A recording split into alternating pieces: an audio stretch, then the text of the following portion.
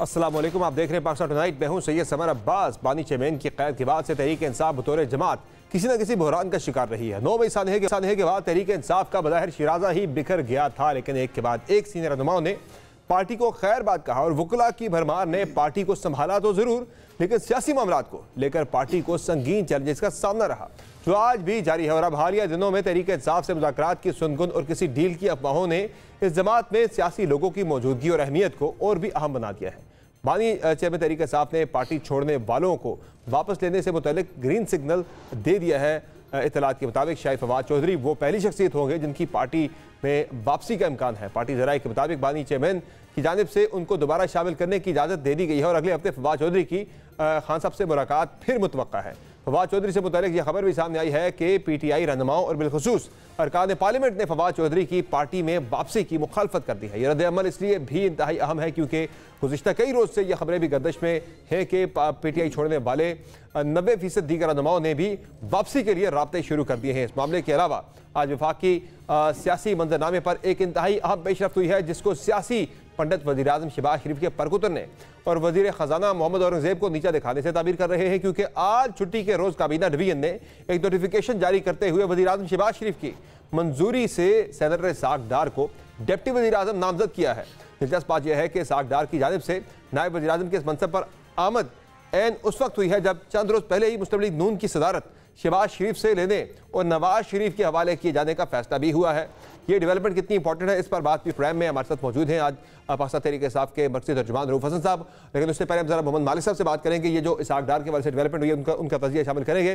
मालिक साहब बहुत शुक्रिया प्रोग्राम में ज्वाइन करने के लिए। सर ये बताएं कि ये जो आज इसाक डार के हवाले से फैसला हुआ है, इससे पहले तो शहबाज शरीफ साहब उन्हें काबीना में शामिल करने में भी इंटरेस्ट नहीं ले रहे थे, उन्हें वज़ीर ख़जाना का ओहदा नहीं दिया गया। फिर डार साहब ने मियाँ नवाज शरीफ साहब के ज़रिए वज़ारत ख़ारजा ले ली, फिर कुछ कमेटीज़ में शामिल हुए, कुछ से निकाल भी दिए गए, लेकिन अब जाके वो डिप्टी प्राइम मिनिस्टर फाइनली बन गए हैं। क्या आपको लग रहा है इसके पीछे मियाँ नवाज शरीफ एट प्ले और मियाँ नवाज शरीफ ने पूरा पार्टी पे हुकूमत के अंदर अपना कंट्रोल जो है वो लेने की जो है वो कोशिश उनकी तरफ से कोशिश शुरू हो चुकी है? देखिए, ये बड़ी बदकिस्मती की बात है जब 25 करोड़ का मुल्क 2-3 लोगों की अना की तस्कीन के लिए चीजें होती हैं। जिस दिन से डार साहब को फाइनेंस मिनिस्टर नहीं बनाया गया था, वो बहुत बेचैन थे। जब फॉरेन मिनिस्ट्री भी ली, उसके बाद भी कैबिनेट कमेटी ऑन प्राइवेटाइजेशन, उसमें भी फिर इतलात आती थी कि जी अभी भी इन्होंने FBR के लोगों को बुलाया होता है, फाइनेंस मिनिस्टर के लोगों को बुलाया होता है। और उनको मेरा ख्याल है उससे भी ज्यादा चीज खटकती ये थी कि कल के एक नौजायदा ही कहेंगे आप औरंगजेब साहब को, सीनियर बैंकर होंगे, लेकिन पावर स्ट्रक्चर में तो बिल्कुल वो ही इज अ न्यू एंट्रेंट, तो वो तो उनकी लेवल पे आ गए ना, कैबिनेट कलीग्स हो गए, वो फॉरेन मिनिस्टर, वो फाइनेंस मिनिस्टर। तो एक तो उनको अब प्रोटोकॉल के अंदर वो ऊपर हो गए हैं और टेक्निकली मैं ये तो नहीं कहूँगा कि बॉस हो गए, क्योंकि कॉन्स्टिट्यूशनल पोस्ट नहीं है ये, रूल्स में आप थोड़ा सा तोड़ मोड़ करके प्राइम मिनिस्टर किसी को अपॉइंट कर सकते हैं। लेकिन आज से पहले जो 3 डिप्टी प्राइम मिनिस्टर थे बड़े अनयूजुअल सर्कमस्टांसेस में थे। जब नुसरत भुट्टो साहिबा बनी तब आपको याद है नुसरत भुट्टो की बेनजीर भुट्टो के जो ताल्लुकात थे और पॉलिटिकल सिचुएशन थी, जब वो बने परवेज इलाई कोalition थी। तो आप ये चौंचले करते हैं या क्राइसिस के अंदर या कोalition के अंदर एक दूसरे को एडजस्ट करने के लिए। अगर आप ये तासुर दे रहे थे कि सब गवर्नमेंट ठीक है, सब अच्छा चल रहा है, तो ये एक ओपन सीक्रेट है कि शहबाज शरीफ साहब की बिल्कुल नहीं बनती इनके साथ, भले वो जो मर्जी पब्लिकली कहें, उनकी नहीं बनती।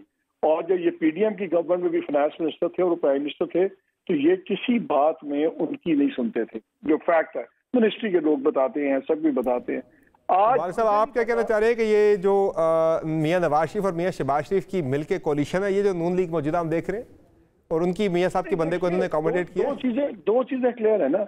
एक तो मैसेज बड़ा क्लियर आया, जो बातें हो रही थी कि जी नवाज शरीफ साहब अब बिल्कुल ज्यादा उनका खत खत्म हो गया, वो तो तंदूरों पे जाते हैं, इंस्पेक्ट करते हैं। एक तो उनकी मसल फ्लेक्सिंग है कि नहीं, आई रन द शो, ठीक है ना।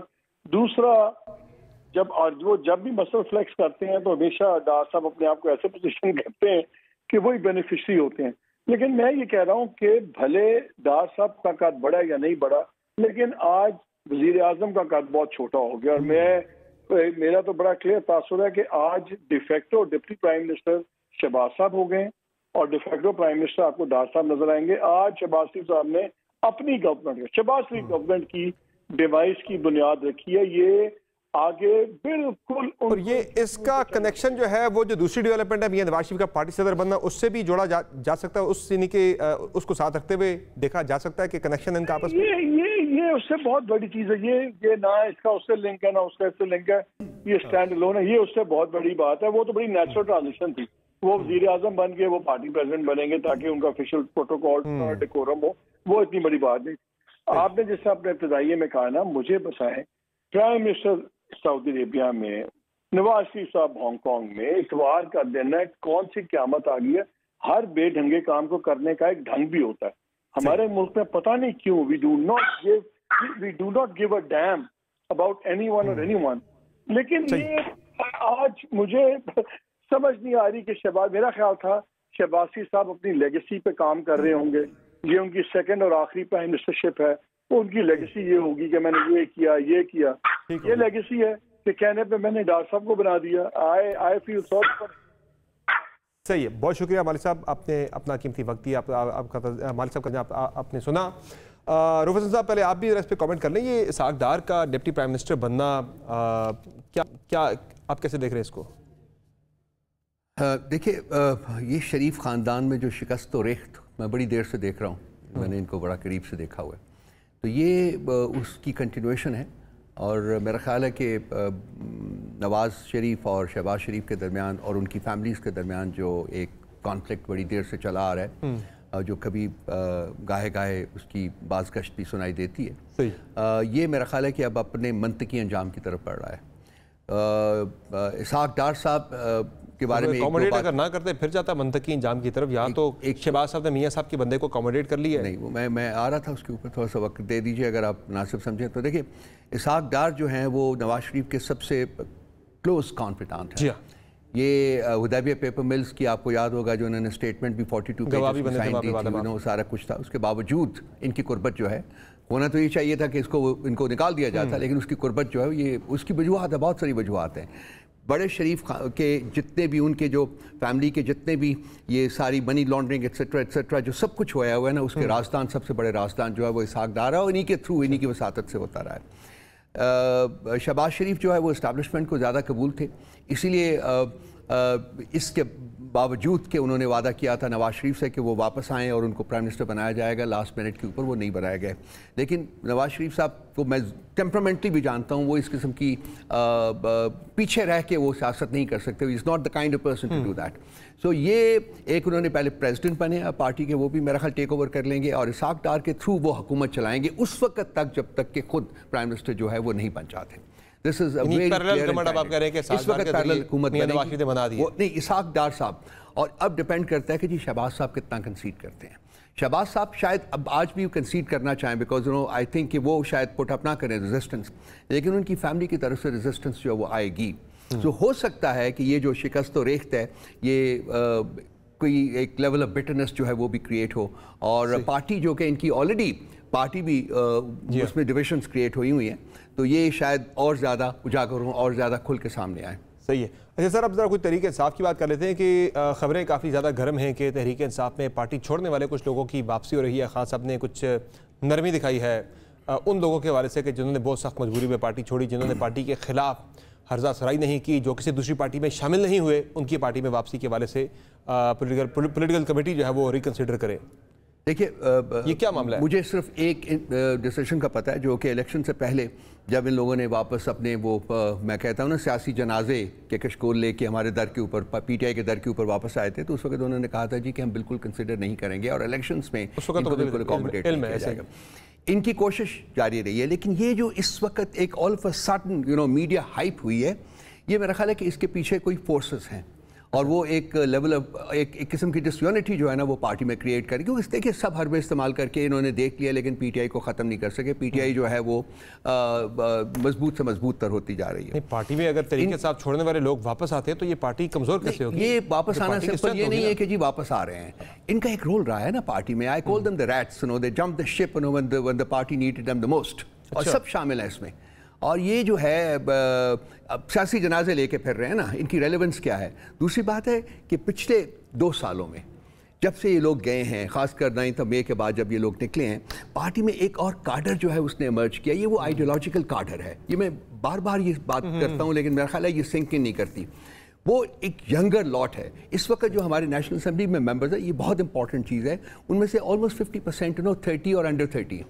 ठीक है ना जी, ये वो नया कार्डर है, आइडियोलॉजिकल कार्डर, जो कि पार्टी को ग्रेजुअली पार्टी में इमर्ज कर रहा है। उसके साथ आपको कुछ एक्सपीरियंस भी सारा मिलकर सारी चीज़ें आगे बढ़ती है, पार्टी फ़ायदा उठाती है। मुझे ये बताया सर, फवाद चौधरी का नाम चल रहा है कि उनकी वापसी अगले हफ्ते होने वाली है पाकिस्तान तहरीक इंसाफ में। खान साहब ने ग्रीन सिग्नल दे दिया है, क्या हकीकत है इस मामले की सर? किसी किस्म का कोई ग्रीन सिग्नल अभी नहीं आया, बिल्कुल नहीं आया, और वो देखेंगे उस वक्त के ऊपर क्या होता है। मेरा नहीं ख्याल कि फवाद चौधरी को पार्टी एक्सेप्ट करेगी वापस, नहीं करेगी, मेरा नहीं ख्याल। मुजामत है जी, बिल्कुल। और किसी और बंदे को भी एक्सेप्ट नहीं किया जाएगा इस स्टेज के ऊपर? तो मैं नहीं कह सकता कि किसी को किया जाएगा, किसी, बिकॉज बेसिकली 2 किस्म के लोग थे। एक वो लोग थे जो कि बहालत मजबूरी गए थे और उन्होंने किसी किस्म की कोई प्रेस स्टेटमेंट वगैरह या इस किस्म का कोई काम नहीं किया था। दूसरे वो लोग थे जिन्होंने बाकायदा जाके प्रेस स्टेटमेंट दी और पार्टी के खिलाफ बोले। बिल्कुल। तो ये मेरा ख्याल है कि चंद लोग शायद over a period of time, but immediately मुझे कुछ नजर नहीं आता। लेकिन जो इसके पीछे जो मुहर्रकात है ना, जो हाथ हैं, वो एक डिफरेंट गेम जो है वो प्ले करने की कोशिश कर रहे हैं। वो पार्टी में एक और वो इशू खड़ा कर रहे हैं जिससे कि शायद वो समझते हो कि पार्टी डिवाइड। शेर मरवत साहब का एक ट्वीट देख रहा था जिसमें वो ये कह रहे थे कि ये तजवीज़ है कि ये मामला पॉलिटिकल कमेटी को सुपुर्द कर दी जाएगा। उन्होंने अपना भी लिखा कि मुझे 0.0009% भी मैं इस हक में नहीं हूँ कि लोग वापस आएँ, क्योंकि वो ये कहते हैं कि हाँ साहब ये पॉलिटिकल कमेटी को ये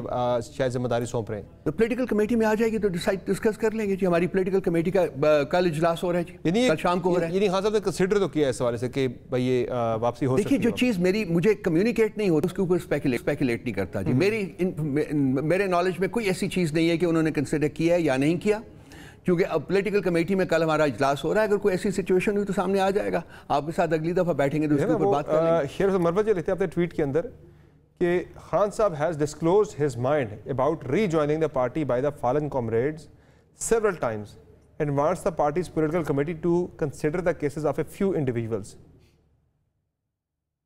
मेरे पास इंफॉर्मेशन ऐसी नहीं है जी। कल पॉलिटिकल कमेटी का इजलास हो गया, I am a member of that committee, so बैठ के देखेंगे कि क्या होता है जो सामने आएगा। आपकी राय इसमें ये होगी जनाब कि शामिल ना किया जाए? मैं इंक्लाइंड हूँ कि जी ये लोग जो है ये डिजर्व नहीं करते पार्टी में वापस आने। वैसे फवाद चौधरी के बारे में तो खान साहब ने तारीफ भी की है 2 हफ्ते पहले जेल के अंदर से कि उसने मेरे खिलाफ गवाही नहीं दी, वो डटा रहा है ऐसा उसने कहा कि जेल। देखिए, अल्टीमेट फैसला खान साहब का होगा, वो हम मानेंगे, वो जो भी फैसला करते हैं वो मानेंगे। लेकिन फैसला होने से पहले अफराद की अपनी अपनी राय है जिसको एक्सप्रेस किया जाएगा, और उसके बाद फैसला जो होगा वो खान साहब के पास जाएगा। उन्होंने रेटिफाई करना है या चेंज करना है वो उनका है। Ultimately it is his decision that will prevail. दूसरा, मुज़ाकरात के वाले से क्या सूरत हाल है? कल आपने ये भी कहा एक प्रोग्राम के अंदर कि हमने तो काफ़ी हफ्तों से एक पॉलिटिकल कमेटी हमने बनाई है, बल्कि 2 महीने से गालिबन आपने कहा कि हमने पॉलिटिकल कमेटी एक बनाई हुई है जिसने मुज़ाकरात करने थे फोर्सेस के साथ, इससे एस्टेब्लिशमेंट के साथ। अभी तक रब्ता वहाँ से कोई नहीं किया गया। ऐसा मतलब है कि आप ज़्यादा डेस्परेट हैं मुज़ाकरात के लिए एस्टेब्लिशमेंट के साथ और वहाँ से रब्ता नहीं किया जा रहा? मेरी स्टेटमेंट को मिसकोट का मैंने कहा जी, खान साहब ने कुछ 1.25 साल 1.5 साल पहले उस वक्त एक स्टेटमेंट दी थी कि जी हम एस्टेब्लिशमेंट के साथ बातचीत करने के लिए तैयार हैं, और उन्होंने उस वक्त एक कमेटी कॉन्स्टिट्यूट की थी। ये मैंने कहा था, रेफर किया था 1.5 साल पहले। वो पता नहीं अब कमेटी आउटडेट भी कर चुकी है। अगर इस किस्म की कुछ सिचुएशन कौन कमेटी को हेड कर रहा था उसको?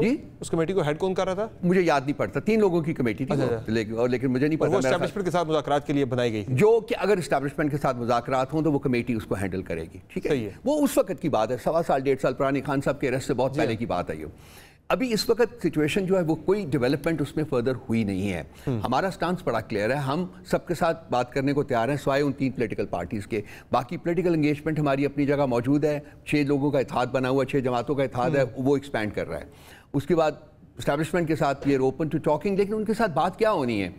डील की बात नहीं होनी। मैं बिल्कुल कैटेगोरिकली क्लियर करना चाहता हूँ। सी, हमारी पोजीशन बड़ी क्लियर है कि हम किसी किस्म की डील करके वापस इक़्तिदार में नहीं आएंगे, वो पॉलिटिकल पार्टीज के साथ हो या वो एस्टैब्लिशमेंट के साथ हो। उनके साथ बात हमने क्या करनी है?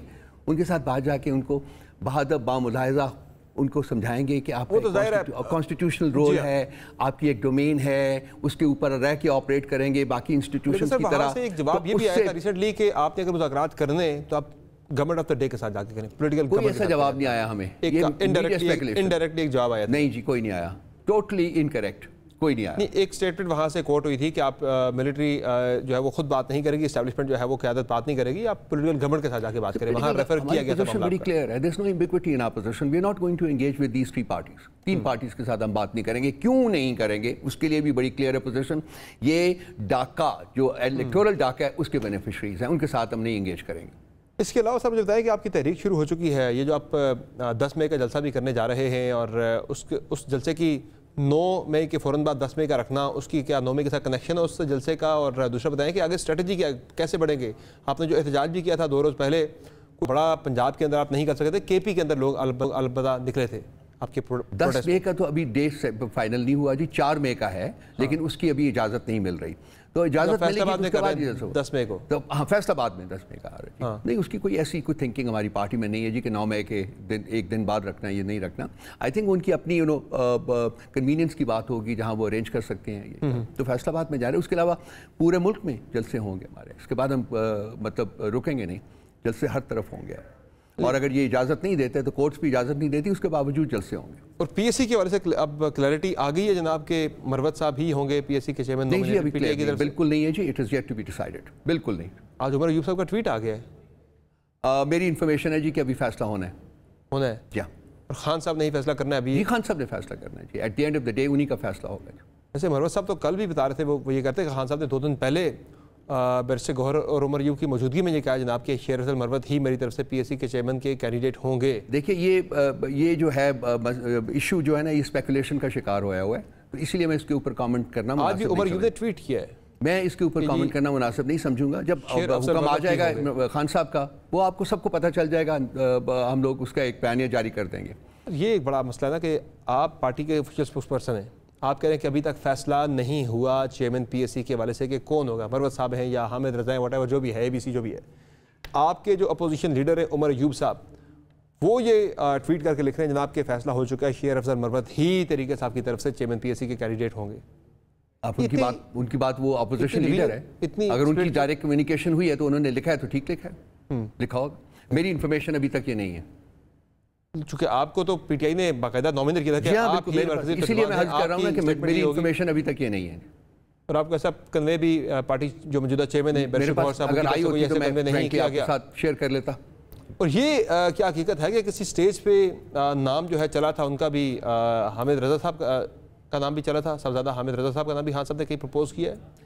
नाम चले थे, कुछ नाम चले थे, सिर्फ एक और नहीं चला था, और कंसिडरेशन आई थी और भी लोगों को। और कौन से मैं नाम नहीं लूंगा, मैं देखा अभी फैसला चूंकि नहीं हुआ, फैसला लेने के बाद आपको मैं सब कुछ आपके साथ फराज साहब का ये कहना है जनाब कि ये चेयरमैन पीएससी पंजाब से होना चाहिए, ऐसी कुछ सोच भी है पार्टी के अंदर? पंजाब में तो ऑलरेडी अनाउंस हो गया जी, लीडर ऑफ द ऑपोजिशन होना चाहिए मरकज में चेयरमैन। देखिए ये शिबली फराज साहब का कहना दुरुस्त है कि एक स्ट्रीक ऑफ थॉट जो है वो पार्टी के अंदर मौजूद है कि पंजाब का भी कोई इंक्रीज करना चाहिए से इन दी मैटर्स ऑफ द पार्टी। तो उसमें यह है कि अगर ये जो बड़ी इंपॉर्टेंट पोजीशन है हुकूमत के लिए, अगर ये पंजाब को चली जाए तो कोई बुज़ायका नहीं होगा। बल्कि आपकी पार्टी की जो लीडरशिप है सर, वो इस वक्त ज़्यादातर एट लार्ज है, उनसे ज़्यादा इफेक्टिव तो वो लोग हैं जो इस वक्त जेलों के अंदर बैठे हुए हैं।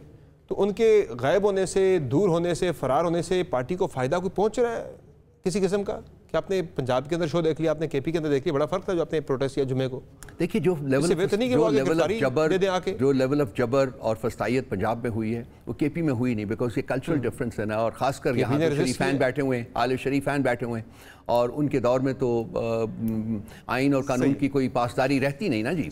तो बिल्कुल आप सही कह रहे हैं कि हमारी लीडरशिप अभी तक जो लीडिंग हमारे पार्टी को फायदा कोई नहीं उसका ना, नहीं पार्टी को फायदा नहीं होता, लेकिन क्या करें, क्या वो उनको उल्टा लटकाने के लिए वो भी निकल आए बाहर, उल्टा लटकाने तो फिर बाकी लोग that is what happened to our people. हां, पकड़े गए जो उनके साथ हुआ है वो तो क़यादत दिया जाए, क़यादत दी जाए, वो बेहतर नहीं है? क्या चीज? जो लोग ग्राउंड पे मौजूद है उनमें से किसी को दी जाए क़यादत, वो हो जाएगा, फैसला होगा ना जी, जो फैसला होगा जो वो होगा। फैसले में वक्त लगता है, इसलिए वक्त नहीं, इसलिए नहीं कि जी हम फैसला नहीं कर सकते, इसलिए कि खान साहब के साथ हमारी कम्युनिकेशन जो है वो एक बहुत बड़ा मसला है, और हमारा नहीं वो प्रश्न, वो मसला है एस्टैब्लिशमेंट का, जो कि हमें उनसे बात भी नहीं हो रही है रेगुलरली। नहीं जी, नहीं वो हो भी रही है। मैं लास्ट टाइम गया हूँ, वो जैसे मीटिंग हुई, आप कहें तो मैं डिस्क्राइब कर देता हूँ, बात ही नहीं इंसान कर सकता वो। ठीक है sir, thank you so much sir, बहुत शुक्रिया आपके प्रोग्राम में कीमती वक्त नाज़रीन शरीफ मुलाजा की रऊफ हसन साहब की, जिनका कहना है पीएससी के वाले से बड़ी कंट्रोवर्सी ये है, कह रहे कि अभी तक मेरे पास ऐसी कोई इंटीमेशन नहीं है कि फैसला हो चुका है, फैसला अभी तक होना है, जबकि उमर यूसुफ साहब ने आज ट्वीट करके कहा है कि फैसला हो चुका है, शेर अफसर मरवत होंगे। पर इस पर एक ब्रेक लेते, ब्रेक से वापस आएंगे, बात करेंगे एक और इंतहाई अहम मामले के हवाले से। हमारे साथ रहेगा।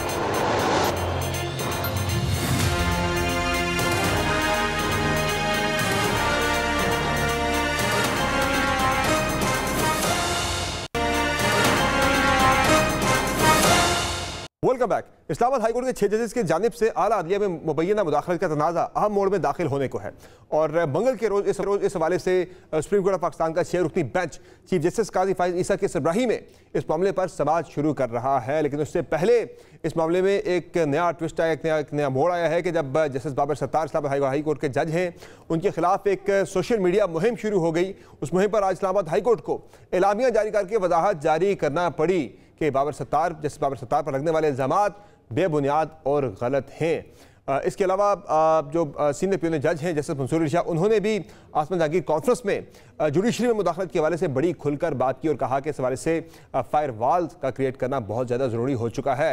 इस मामले पर सुप्रीम कोर्ट कैसे आगे बढ़ेगी। और एक और मामला बड़ा इंपॉर्टेंट है, वो ये है कि जो मौजूदा हुकूमत है उसके बारे में काफ़ी ये बात चल रही है, हुकूमत इस बात का कह भी चुकी है कि वो एक आईनी पैकेज लेकर आ रही है। उस पैकेज के अंदर सबसे ज़्यादा जो बात काबिल जिक्र है, जिस वाले से ज़्यादा जो अफवाहें चल रही है, वो ये है कि मौजूदा चीफ जस्टिस काजी फाइज ईसा साहब को कोई एक्सटेंशन शायद दिया जाना इस पैकेज के अंदर शामिल है। क्या ऐसी कोई तजवीज़ है? अगर है तो क्या ये मुमकिन है? बात करेंगे इस हवाले से। प्रोग्राम में हमारे साथ मौजूद हैं सिंधान और साबिक अटॉर्नी जनरल इरफान कादिर साहब। बहुत शुक्रिया इरफान कादिर साहब हमें प्रोग्राम में अपना कीमती वक्त देने के लिए। सर, सबसे पहले तो ये बताएं कि एक ख़त आया था इस्लामाबाद हाई कोर्ट के 6 जजेस के सामने से की जानिब से, और उस ख़त पर अब परसों समाअत भी होने जा रही है। सुप्रीम कोर्ट ऑफ पाकिस्तान में 6 रुकनी अपनी बेंच जो है समाअत करेगा। लेकिन उससे पहले उन्हीं 6 जजेस में से एक जज हैं बाबर सत्तार साहब, उनके खिलाफ एक बड़ी सख्त किस्म की सोशल मीडिया मुहिम शुरू है, जिस पर आज इस्लामाबाद हाई कोर्ट को एलामिया जारी करके वजाहत जारी करनी पड़ी कि जनाब बाबर सत्तार साहब की जितनी प्रॉपर्टीज़ है वो डिक्लेयर्ड हैं और वो सारी वेरीफाइड भी हैं, और इसके अलावा वो अमेरिका की नेशनलिटी नहीं रखते, ग्रीन कार्ड होल्डर हैं जिस पे वो ट्रैवल करते हैं। तो बाकी भी उनके बारे से डिटेल्स आज जारी करना पड़ी इस्लामाबाद हाई कोर्ट को एलामिया की सूरत में। सर, क्या लग रहा है आपको, ये इस मुहिम के पीछे क्या हो सकता है, कौन हो सकता है और इसके मकासद क्या हो सकते हैं? कुछ आपकी क्या इस पर कैलकुलेशन है सर? देखिए, मैं इस तरह की मुहिम को कोई ज़्यादा अहमियत नहीं देता, ना ही मैं समझता हूँ कि अगर इस तरह की कोई मुहिम चलाता है और वो बेबुनियाद है तो उस पर ज़्यादा रिएक्ट करने की भी ज़रूरत है। होता ये है कि जब मिसअंडरस्टैंडिंग्स पैदा होती हैं तो जो थर्ड फोर्सेस हैं वो उसका फ़ायदा उठाने की कोशिश करती हैं, और ये फैक्ट है कि माजी में ऐसे फ़ैसले भी आए हैं जहाँ के अदलिया के जजेस जो हैं उन्होंने अपने दायरा इख्तियार से बाहर निकल के और एग्जीक्यूटिव में भी ये नवे मुदाखलत की, और उन्होंने पार्लिमान के मामलों में और मुकन्ना के मामलों में भी मुदाखलत की। तो ज़ाहिर सर फिर ख़त आ गया कि इस्लामाबाद हाई कोर्ट के 6 जजेस का, जिसने सूरत हाल को ज़्यादा तशवीशनाक बना दिया और उस पर तजावीज़ वगैरह भी आ गई है, परसों उस पर समाअत होने जा रही है। क्या आपको लग रहा है sir supreme court of Pakistan किस तरह का एक्शन इस खत के ऊपर ले सकती है? तजावीज़ तो आ चुकी है तकरीबन तमाम जगहों से। मैं समझता हूँ कि सुप्रीम कोर्ट ऑफ पाकिस्तान को चाहिए कि इस मामले को खुश उसलूबी से तय करें, और उनका अगर अज़म है कि वो अदालतें जो है वो इंटरफियर नहीं करेंगी पाकिस्तान की किसी भी एग्जीक्यूटिव में या मुकन्ना में, तो डेफिनेटली उनको ये तवक्को रखनी चाहिए कि अदारा जात जो हैं वो भी उनके मामलात में उनसे इस तरह की तकाजा नहीं करेंगे कि अदलिया जो है वो अपनी लिमिट्स के अंदर रहे। और वल्लाह आलम ये क्या हुआ है क्या नहीं हुआ, लेकिन बहुत कुछ सुनने में आया, ये भी सुनने में आया कि माजी में कुछ जज साहिबान जो है उनका टिल्ट जो था किसी पॉलिटिकल पार्टी की तरफ रहा, और कुछ ऐसे फैसले भी आए माजी में आने वाले दिनों में जहाँ पे कि लग रहा था कि अदलिया जो है कुछ जजेस जो हैं वो अपनी हदूद व क़यूद से बाहर जा रहे हैं। तो मैं समझता हूँ कि अदलिया की भी इज़्ज़त की जानी चाहिए, और माजी में क्या वो तो आजकल भी एक जमात इल्जाम लगा रही है कि अदलिया के कुछ चीजें वो कुछ जजेस की बात करते हैं कि उनका टिल्ट उनके खिलाफ है। वो आजकल भी एक पार्टी ने तरीके इंसाफ गिला कर रही है, वो तो आज भी चल रहा है सर। हाँ, तो यही मैं कह रहा था कि इस तरह के जब केसेस लगते हैं पॉलिटिकल रिपरकशंस के, जब हमारी अदलिया दो किस्म के फैसले करती है, कन्फ्लिक्टिंग डिसीजंस देती है, तो फिर जिस तरफ भी फैसला आता है दूसरी साइड उसको क्रिटिसाइज करती है। तो ये पिछले अगर आप देखें जब से ये मौजूदा अदलिया जो है ये जब से बहाल हुई है, इफ्तिखार चौधरी साहब की बहाली के बाद इतने सारे फैसले आए हैं और उनमें मुतज़ाद फैसले भी आए हैं और उसकी वजह से खासा कन्फ्यूजन इस वक्त क्रिएट हुआ है। और इसीलिए मुझे लग रहा है कि आने वाले दिनों में एक आइनी पैकेज जो है वो आएगा और उस आइनी पैकेज के ज़रिए ये जो अदलिया के कंटूर्स हैं इनको डिफ़ाइन किया जाएगा, ताकि ना तो कोई अदारा जात जो है वो अदलिया के मामले में मुदाखलत कर सके, ना अदलिया जो है अदारा जात के मामले में मुदाखलत कर सके। दोनों का डोमेन बिल्कुल अलहदा है। कॉन्स्टिट्यूशन में साफ तौर पे ये क्लियरली डिमार्केट हुआ है। लेकिन ये जो हाइपर एक्टिव अदलिया जो कि इफ्तिखार चौधरी साहब की बहाली के बाद मार्ज़े वजूद में आई, जिसको मैं समझता हूँ कि एक आज़ाद अदलिया तो थी लेकिन ये एक मादर पिदर आज़ाद अदलिया बन गई थी। और मुझे नज़र आ रहा था कि इस तरह की चीज़ें जो हैं वो कन्फ्यूजन मच सकता है और अब ये मैच्योरिटी के साथ सबको इसको ख़त्म करना है और मुल्क को लेके आगे चलना है। और मैं नहीं समझता कि इस इल्ज़ाम तराशी जो एक दूसरे की तरफ हो रही है, हमें चाहिए कि हर किसी का मौक़िफ़ जो है उसको समझा जाए। इस वक्त तो कमाल इन्होंने कर दिया, देखें 2 वज़ीर आज़म को इन्होंने गिरा दिया, 2 हुकूमतें गलत गिरा दी, फिर जनरल मुशर्रफ के बारे में ऑर्डर कर दिया कि अब उनको फांसी लगा दी जाए, एक वज़ीर आज़म को पहले फांसी लगा दी। अब सवाल ये है कि इस्टेब्लिशमेंट से जिन लोगों का ताल्लुक है उनको भी अब फांसियाँ लगा रहे हैं, सियासी पार्टियों को भी अब फांसियाँ लगा रहे हैं। तो जज साहिबान जो बड़े बड़े जो साथ मुख्तलिफ अदवार में कभी वो इस्टेब्लिशमेंट के साथ होते थे और कभी वो मुख्तलिफ पॉलिटिकल पार्टीज़ के साथ होते थे, उनकी आप बहुत ज़्यादा उनको आसमान पे उठा रहे हैं। अदलिया के जजेस ने खुद कहा है कि अदलिया को अगर किसी ने कमज़ोर किया तो जजेस ने अंदर से कमज़ोर किया है। साबिक एक चीफ जस्टिस है, उन्होंने अपनी तकरीर में कहा था कि ये जो अदलिया की आज़ादी सलब हो रही है ये फ्रॉम विदिन हो रही है। अभी ये जो फायद ईसा साहब से पहले जो चीफ जस्टिस क्योंकि वो रिटायर हो गए हैं, उन्होंने जिस तरह से अदलिया की आज़ादी को पामाल किया था, लाइक माइंडेड जजेस को बिठा के वहाँ पे अपनी मर्जी के फैसले करने शुरू कर दिए थे।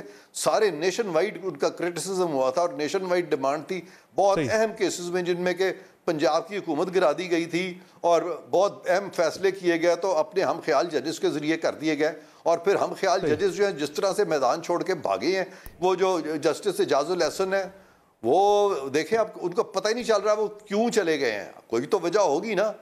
तो मैं इसलिए कह रहा हूं कि यहाँ तक इस क्या वजह बनी उनके जाने की सर? नहीं, मुझे स्पेसिफिक्स तो नहीं पता, लेकिन मुझे ये पता है कि वो बहुत खिलवाड़ कर रहे थे और उनको इस चीज़ का अदराक नहीं रहा था कि अदलिया का जो दायरा इख्तियार है वो महदूद है। वो तो अपने आप को इस तरह से उनके ज़हन में आ गया था, उनके कॉन्सेप्ट्स क्लियर नहीं थे। एक ऐसे शख्स जब जज बन जाता है जिसको कॉन्स्टिट्यूशन काम ही नहीं किया होता, एक कॉर्पोरेट काम थोड़ा बहुत करके तो वो जज बन जाता है और फिर पाकिस्तान के बड़े से बड़े कॉन्स्टिट्यूशनल मैटर से आप डील कर रहे हैं। ऐसा सर फिर क्या हुआ कि उन्हें जज नजर आती, एक तरफ उन्हें वो नजर आता कि वो चीफ जस्टिस पाकिस्तान बनने जा रहे हैं और वो फिर वो छोड़ के चले गए, अपनी कुर्सी छोड़ के चले गए, ऐसा क्या हो गया? ऐसा सर गैर मामूली क्या था? सर ये चीफ जस्टिस ऑफ पाकिस्तान जो है ना, ये एक किस्मत की बात है, कोई शख्स बन जाता है, लेकिन इससे ये नहीं होता कि चीफ जस्टिस ऑफ पाकिस्तान बन गया तो वो अन्नदाता बन गया, कोई बहुत बड़ी चीज़ है। चीफ जस्टिस ऑफ पाकिस्तान एक पब्लिक सर्वेंट होता है, एक बड़े ओहदे पे बड़े मनसब पे होता है, लेकिन होता पब्लिक सर्वेंट है। वो अवाम की खिदमत के लिए वहाँ बैठा होता है और पब्लिक को सर्व कर रहा होता है, तो उसको चाहिए कि अपने दायरा इख्तियार में रहे। और मैंने ये पहले भी कहा था, जब साकिब निसार ने बहुत ज़्यादा एक मुसीबत की थी और इस सरकारी अफसर को बुला, उस सरकारी अफसर को बुला, तो मैंने उस वक्त भी कहा था कि अगर साकिब निसार को कोई शिकायत है या उनको लगता है कि उनके खिलाफ या किसी जज के खिलाफ किसी ने कोई क्राइम किया है, तो साकिब निसार साहब जाएं, थानेदार के पास जाएं, वहां जाके अपनी बारी का इंतजार करें और मुकदमा दर्ज कराएं। हम लोग जब जाते हैं अदालतों में केस दायर करने, तो हमारे जो सुन लेना, हमारा स्टाफ जाता है या जो भी है, हमारा एडवोकेट ऑन रिकॉर्ड जाता है, सुप्रीम कोर्ट में जाके केस दर्ज कराता है। ये तो नहीं है कि अब हम कहें जी हम वहाँ नहीं जाएंगे। इसी तरह से जो पुलिस है, थानेदार साहब हैं, दूसरे लोग हैं, उनके अहम फंक्शंस हैं, उनके अपना डोमेन है, इनका अपना डोमेन है, टैक्स अथॉरिटीज़ का अपना डोमेन है। हमने हर किसी का एक दूसरे का ख्याल रखना है, हर किसी की इज्जत करनी है। इसीलिए आइन में एक प्रोविजन है तो जिसमें लिखा है डिग्निटी ऑफ मैन। वहाँ डिग्निटी ऑफ प्राइम मिनिस्टर या डिग्निटी ऑफ प्रेसिडेंट या डिग्निटी ऑफ चेयरमैन सेनेट या डिग्निटी ऑफ चीफ जस्टिस का जिक्र नहीं है। तो चाहे जाए कि हम जज की डिग्निटी को सारी डिग्निटीज के ऊपर करते हैं, तो ऐसी बात नहीं है। सर मुझे ये बताइए, अभी आपने एक आईनी पैकेज का जिक्र किया कि आईनी पैकेज आ रहा है, क्या उस पर काम शुरू हो चुका है? आपकी इतलात क्या है? और सर उसमें एक सबसे ज़्यादा जो काबिल जिक्र चीज़ है जिस पे काफ़ी ज़्यादा बात पिछले काफ़ी दिनों से हो रही है, काफ़ी हफ्तों से हो रही है, कि वो आईनी तरमीम में चीफ जस्टिस पाकिस्तान की मुद्दत मुलाजमत में तोसी होगी। क्या वो 3 साल का फिक्स टेन्योर भी हो सकता है या किसी और हवाले से भी हो सकती है? आपके पास अब क्या इन्फॉर्मेशन है इस हवाले से? देखें, मेरा एक तजर्बा है, मैं तजर्बे की बुनियाद पे आपसे बात कर रहा हूँ कि मैं तो बड़ी देर से कह रहा हूँ कि एक आईनी पैकेज की ज़रूरत है, हमें जुडिशल रिफॉर्म्स लाने हैं, हमें कॉन्स्टिट्यूशनल रिफॉर्म्स लाने हैं, क्योंकि तमाम जजेस जो हैं दे आर इक्वल्स, एक्सेप्ट के चीफ जस्टिस साहब जो हैं वो एडमिनिस्ट्रेटिवली उनको इजाफी ड्यूटीज़ उनके पास हैं। इससे ज़्यादा तो फंक्शन, जुडिशल फंक्शन तो सबका इक्वल है, बराबर है। तो इसलिए मैं नहीं समझता कि ये हम कोई स्पेसिफिक्स में जाएंगे कि ये चीफ जस्टिस को 3 साल मिले या किसी और को 3 साल मिले। तो इसलिए मैं इस बारे में ना तो मुझे इल्म है और ना मुझे ये चीज़ को मंतकी एतबार से सही लग रही है। सर समझने के लिए, नाजरीन के लिए हमारे, आप ज़रा बताइएगा, कानूनी इस पे नुक्ता बताइएगा कि डिप्टी प्राइम मिनिस्टर का ओहदा वैसे आइन के अंदर तो ऐसा कोई मौजूद है नहीं है, ये कोई आइनी ओहदा है या कोई कानूनी तौर पे ये है मामला, इसकी आइनी हैसियत क्या है, या जस्ट ये एक कहते हैं अलामती सा एक ओहदा होता है? क्या कहेंगे इस पे आप? नहीं, ये तो आपने बिल्कुल सही कहा कि डिप्टी प्राइम मिनिस्टर का लफ्ज़ जो है आइन में नहीं है, लेकिन इसका ये मतलब नहीं है कि आप किसी को डिप्टी प्राइम मिनिस्टर नामजद नहीं कर सकते या उसको बतौर वजीर के दूसरे नहीं। सुन ले आइन का एक प्रोविजन है आर्टिकल 4, उसमें लिखा हुआ है कि कोई चीज़ जो है उसको आप प्रिवेंट नहीं कर सकते अगर आइन उसको प्रोहिबिट नहीं करता। तो आइन में कोई ममानियत नहीं है कि आप किसी और शख्स को वफाकी वजीर का दर्जा दें या उसको सीनियर वजीर ट्रीट करें, या जिस तरह आपके एडवाइज़र्स हैं या स्पेशल असिस्टेंट्स हैं तो उनको भी हमेशा वजीर का दर्जा दिया जाता है। तो अगर का दर्जा दिया जा सकता है तो डिप्टी प्राइम मिनिस्टर का भी दिया जा सकता है, कैसे वजीर को जो कि सीनियर। इस पे आइन में ममानियत कोई नहीं है, और चूंकि ममानियत नहीं है और आइन में लिखा हुआ है कि जिस चीज़ पे स्पेसिफिक ममानियत नहीं है वो एग्जीक्यूटिव अथॉरिटी पावर्स के हिसाब से सर ये क्या सेरेमोनियल होता है या इसकी एक्स्ट्रा पावर्स भी होती हैं इसकी? देखें, ये जब आप कहते हैं कि कोई शख्स जो है डिप्टी प्राइम मिनिस्टर है, जैसे इससे पहले परवेज इलाही साहब रहे थे ना डिप्टी प्राइम मिनिस्टर, बिल्कुल ऐसे ही है।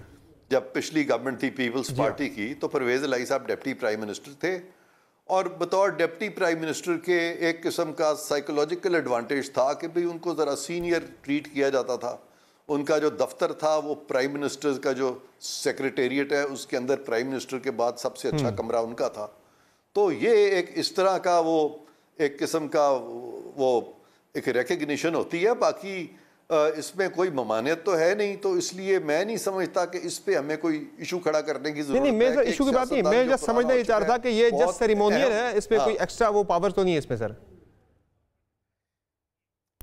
नहीं, ये तो प्राइम मिनिस्टर पे डिपेंड करता है ना कि अगर प्राइम मिनिस्टर साहब जो है उन पे ज्यादा इन्हिसार करते हैं तो फिर डेफिनेटली उनकी इंपॉर्टेंस तो बन जाती है ना, ज्यादा इंपॉर्टेंस उनकी हो जाती है, क्योंकि ज्यादा मामलात में उनकी शराकत होती है, उनकी कोलैबोरेशन होती है, उनसे कंसल्टेशन की जाती है, तो उसमें वो एक अहमियत तो उनकी होती है ना जी, वो तो कुदरती बात है। उसमें तो यानी ये कहना कि उससे कोई अहमियत जो है वो ज्यादा नहीं हो सकती, तो हो सकती है ज्यादा। बहुत शुक्रिया इरफान कादिर साहब, प्रोग्राम में कीमती नाज़रीन आपने गुफ्तगू सुनी इरफान कादिर साहब की, जिनका कहना है कि ओहदा आइन के अंदर मौजूद तो नहीं है डिप्टी प्राइम मिनिस्टर का, लेकिन आइन ये ओहदा देने से किसी को रोकता भी नहीं है। प्राइम में एक ब्रेक शामिल करेंगे, ब्रेक से वापस आके बात करेंगे गंदम के हवाले से। हमारे मुल्क में वाफर गंदम की पैदावार तो हो गई, लेकिन ये वाफर गंदम की पैदावार भी एक मसला बन गई, वो कैसे बात होगी। ब्रेक के बाद हमारे साथ रहेगा।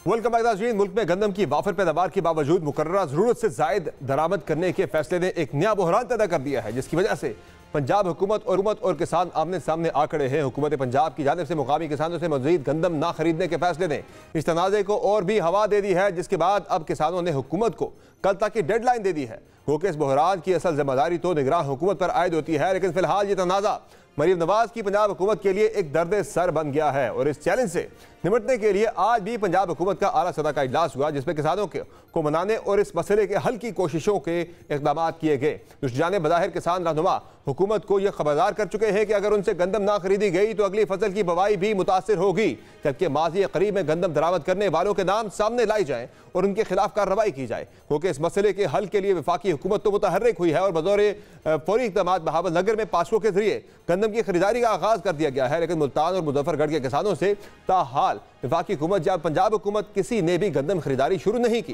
जिसके बाद मुकामी किसान खेतों और शहरों में सड़क किनारे गंदम रखकर बेचने पर मजबूर हो गए हैं। एक अंदाजे के मुताबिक सिर्फ मुजफ्फरगढ़ और कोटादू में इस साल 6,58,000 एकड़ रकबे पर गंदम काश्त की गई थी और अब गंदम खरीदारी के लिए बनाए गए 17 मराकज़ पर ना ही बारदाना दस्तयाब है और ना ही गंदम की खरीदारी हो रही है। जहां खरीदारी हो रही है वहां भी किसान मुकर्ररा सरकारी कीमत यानी 3900 रुपये से कम कीमत पर फरोख्त करने पर मजबूर हैं। अगर इस बहरान का सबब जानने की कोशिश की जाए तो तमाम खुरे साबका निगरान हुकूमत और ब्यूरोक्रेसी की जानिब जा रहे हैं, जिसकी वजह से कौमी खजाने को भी तकरीबन 1 से 1.5 अरब डॉलर का नुकसान पहुंचने का भी अंदेशा है। तफसीलात के मुताबिक पहले मरहले में 20 लाख टन गंदम दरामद करने की इजाज़त दी गई थी, जो फरवरी में पाकिस्तान पहुंचना थी, लेकिन इसमें ताखीर हुई, जिसके बाद मजीद 10 लाख टन गंदम दरामद करने की मंजूरी दी गई और मजबूरी तौर पर 30 लाख टन गंदम दरामद कर ली गई। और ऐसी सूरत हाल में अगर हुकूमत किसानों से मजीद गंदम खरीदने का फैसला करती है तो ये हुकूमत सख्त मुआशी मसाइल में मुब्तला हो सकती है। इसी पर बात करेंगे इस बहरान के बारे से हमारे साथ मौजूद सदर पाकिस्तान किसान इत्तेहाद खालिद खोखर साहब। खालिद खोखर साहब, ये बताएं कि क्या लाएमल है किसानों के बारे से ये इत्तलात आ रही है कि आप फैसला कर रहे हैं, कोई आपको कोई बड़ी तहरीक शुरू करने वाले हुकूमत के खिलाफ, क्योंकि गंदम की खरीदारी नहीं हो रही, सरकार नहीं खरीद रही, गंदम आपसे जो खरीदी भी जा रही है वो सरकारी जो रेट है उस रेट पर नहीं खरीदी जा रही। ये बहरान क्यों पैदा हुआ, इसका हल क्या है अब? लेकिन जी पहले तो मैं थोड़ी सी करेक्शन करना चाहता हूँ। जो आपने 30 लाख टन गंदम किया, 30 लाख टन नहीं, 35,87,000 टन गंदम वास्ते इंपोर्ट की गई है। और उस वक्त निगरान हुकूमत में कैप्टन महमूद थे, फेडरल सेक्रेटरी, उनके पास समरी आई, उन्होंने समरी बनवाई इसके ऊपर के गंदम इंपोर्ट प्राइवेट सेक्टर को इजाजत दी है, जो कि टोटली बदनीति पे मबनी थी। जब समरी उनके पास आई तो वो 10 लाख टन पे कैद की हुई थी कि सीजन लगवा सकते। उन्होंने फौरी तौर पे और 30 जनवरी तक आ उन्होंने ये दोनों चीजें खत्म की, उसका कैप खत्म किया कि जितनी मर्जी को मंगवा ले, और 30 जनवरी के बजाय उन्होंने 31 मार्च डेट कर दी, 31 मार्च तक मंगवाई जा सके। ये फैसले बदनीति पे मबनी थे, यानी कि बोटी खाने के लिए गया। और क्योंकि फरवरी हमारी अपनी गंदम आ जाती है, उसके बाद उस वक्त गंदम आना सिद्धि गंदम फरवरी एंड पे आ जाती है और मार्च में मुकम्मल तौर पे आ जाती है, यानी कि फरवरी मार्च में गंदम मंगवाना टोटल बदनीति है। फिर एक और काम किया गया, उस माफिया को जो बाहर से गंदम इंपोर्ट कर रहा था उसको फायदा पहुंचाने के लिए, क्योंकि इंटरनेशनल रेट $550 से कम होकर $200 फीट पे आ गया था, जो कि कराची पहुंच के 25-26 रुपए में थी। उसको फायदा पहुंचाने के लिए ताकि वो मैक्सिमम पैसे कमा सके, जो फूड डिपार्टमेंट या पास्को के पास अपनी गंदम पड़ी थी जिसका रिलीज रेट था 3900 रुपया, उसको बढ़ा के 4785 की फ्लोर बिलों के लिए, ताकि फ्लोर बिल ये ना खरीदे जो बाहर से गंदम आ रही है वो 44-45 में वो खरीद कर ले।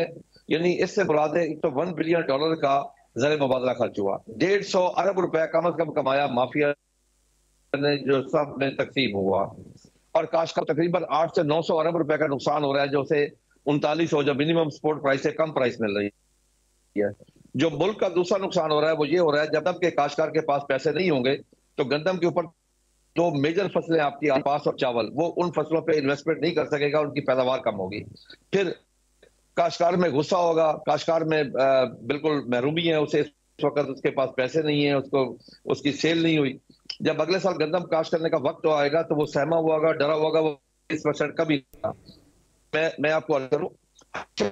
अभी खालिद खोखर साहब ये बताएं कि इस वक्त सपोर्ट प्राइस के अगेंस्ट, सपोर्ट प्राइस के बरक्स जो है गंदम कितने रेट में खरीदी जा रही है पंजाब के किसानों से, और सिंध में क्या इस वक्त स्पॉट प्राइस के अगेंस्ट कितने रेट में गंदम खरीदी जा रही है? इसका रेट क्या और कितनी गंदम जो है वो किसानों की बिक सकती है? मिनिमम स्पॉट प्राइस है इस वक्त 3900 रुपए पंजाब में, सिंध में 4000। काश्तकार की आज का जो रेट है वो 2900 से 3000 से ऊपर कहीं भी रेट नहीं है। काश्तकार सरफ नुकसान में है, उसकी कॉस्ट ऑफ प्रोडक्शन पूरी नहीं हो रही। यानी आप एक चीज देखें जी, यहाँ हर वक्त माफिया पैसा कमाता है। जब इंटरनेशनल रेट हमसे बहुत ज्यादा था उस वक्त वो स्मगलिंग कमाते थे। स्मगलिंग करने के वक्त उस वक्त क्या होता था कि एंड आज हुकूमत बात कर रही है आटे की, हुकूमत उस वक्त कहां थी कि जब 24 की लाइनों में लगी हुई शहीद हो गई हुकूमत। उस वक्त से पिछले साल हमने गंदम बेची 2200 रुपए मन, एंड कंज्यूमर गरीब आदमी ने, टांगे वाले, रेडी वाले, शहर वाले ने वही गंदम। साहब ये बताएं कि ये इतना बड़ा बहरान क्यों है? अगर हमारे पास एक्सेसिव गंदम अगर प्रोड्यूस हो गई है तो इसको एक्सपोर्ट करके जरिए मुबादला भी तो कमाया जा सकता है, ये इतना बड़ा मसला क्यों बन गया है? देखिए मैं आपको 15-20 साल में पहला साल ऐसा आया है कि बाहर रेट हमसे बहुत कम है इस वक्त, वरना हमेशा ये होता था रेट कम होता था, इंटरनेशनल रेट बहुत ज्यादा होता था, उस वक्त ये गल होती थी। अब अगर गवर्नमेंट इसको एक्सपोर्ट करेगी तो रिबेट पड़ेगा और रिबेट उसको देना चाहिए। दूसरी बात यह है कि अगर ये बाहर से 35,87,000 टन इंपोर्ट ना करते और हुकूमत से 30-35 लाख टन खरीद कर ली जाती तो इश्यू ही कोई नहीं था। अब हमारा तो पहला मुतालबा यह है कि जिन लोगों ने जो भी उसमें आला का जो उस मंगवाने में शामिल हुए, जिन्होंने समरी मूव की, जिन्होंने समरी पैसे किया, जिन्होंने इसको पास किया, जो ईसीसी में मिनिस्टर बैठे, उन सबको फांसी होनी चाहिए क्योंकि काश्तकार का मौशी कत्ल हुआ है यहाँ पे। अब आपका लायामल क्या है? घर के चूल्हे बुझे हुए हैं इस वक्त। आपका लायामल क्या आगे आप कोई तरीका चलाने जा रहे हैं? तरीका बता दें मुझे जरा। मैं आपको बता रहा हूँ जी, हम जिस लहम पे आप जाना चाह रहे हैं जी, मैं आपको बड़ी क्लियर बात कर रहा हूँ, मैं जिस तरफ जा रहे हैं जी, क्लर्क करता है, कलम हड़ताल करता है, चार्जर करता है, शटर करता है, इंडस्ट्री अपनी बंद कर देता है।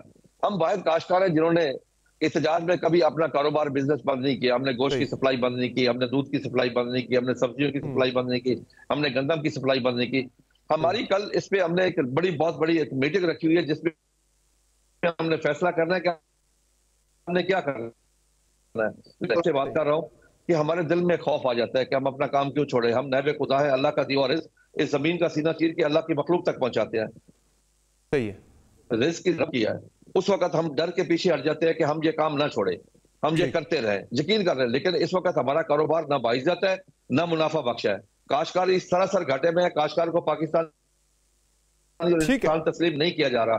आप यकीन इस वक्त जो पंजाब हुकूमत ने जो तरीकेकार बनाया है, क्या उसमें सिर्फ खोता नहीं हो? बहुत शुक्रिया खालिद खोखर साहब प्रोग्राम में अब तक कीमती वक्त देने के लिए। खोखर साहब का कहना है कि किसान इस वक्त पाकिस्तान के अंदर रुल गए हैं। उन्होंने बहुत ज़्यादा इस मरतबा गंदम की काश्त के लिए कोशिशें की, काफ़ी सरमाया भी खर्च किया, लेकिन अब वो सरमाया जो है वो वापस नहीं मिल रहा। चूँकि गंदम की स्पोर्ट प्राइस के अगेंस्ट गंदम जो है वो 3000 यानी जो स्पोर्ट प्राइस है उससे 1900 रुपये कम पे खरीदी जा रही है, जिससे किसान को काफ़ी बड़ा नुकसान हो रहा है। इससे नुकसान बड़ा यह है कि आइंदा के लिए किसान शायद गंदम काश्त ना करें, उनकी हौसला अफजाई नहीं होगी बल्कि उनकी हौसला शिकनी हुई है इस साल के इक़दाम से। प्रोग्राम में इतना ही, इजाज़त दीजिए, अल्लाह हाफ़िज़।